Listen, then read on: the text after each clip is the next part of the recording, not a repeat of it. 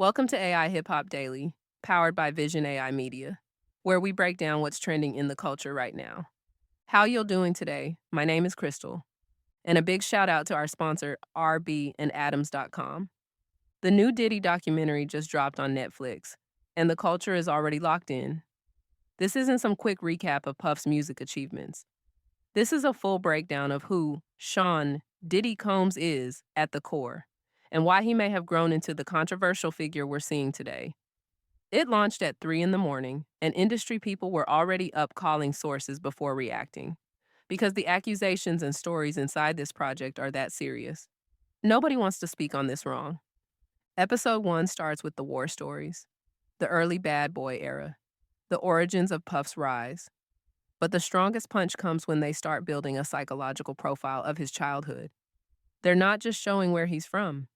They're showing the environment that shaped him into someone with extreme ambition, extreme control, and extreme ego. They talk about his mother, Janice, throwing parties in the house. But these weren't regular cookouts. The place was packed with women who looked like Jet magazine models, dudes who might be pimps or hustlers, and even New York Knicks players. Imagine that. A kid growing up in a living room that looked like a nightclub with power, money, temptation, and danger all in the same room.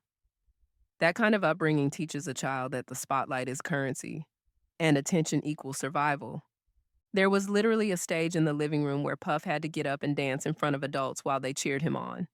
So from early, he learned that performing earns love. Performing earns respect. That's the DNA of a future showman and a future mogul. The applause wasn't optional, it was required. A kid growing up like that starts to believe every room he walks into needs to respond to him. But here's the flip side. Even with all that flash around him, they revealed that young Sean was goofy. He got picked on. Kids on the block joked him. They say he didn't know how to defend himself. And that embarrassment, that powerless feeling, can build a monster later. Some people stay insecure forever. Some people grow up and promise they will never be laughed at again by anybody. Then there's his mother's influence. One person in the documentary says, Sean was a prince, but she didn't want no princess.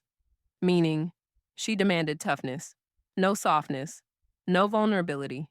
In the hip hop world, being labeled soft is the biggest disrespect. So if you spent your childhood being teased and pressured to be harder, when you finally get power, you're going to overcorrect. You're going to make sure everyone knows you're the boss, by any means necessary. Even people on social media joke that he still has a princess side today. They said 50 Cent would definitely call it out, which tells you everything. That's hip hop code for questioning a man's image, toughness, and role. That's not a small jab. That's identity warfare. So early in this documentary, Netflix is laying the foundation for a bigger story. They want viewers to understand that Diddy wasn't just born with ego and influence. He was groomed by chaos, raised in a world where performance equals worth, power protects you, and weakness is a death sentence. They're suggesting that the same forces that made him successful are the forces that may have turned him into the villain people are painting him as today. And that's only the first 2 episodes.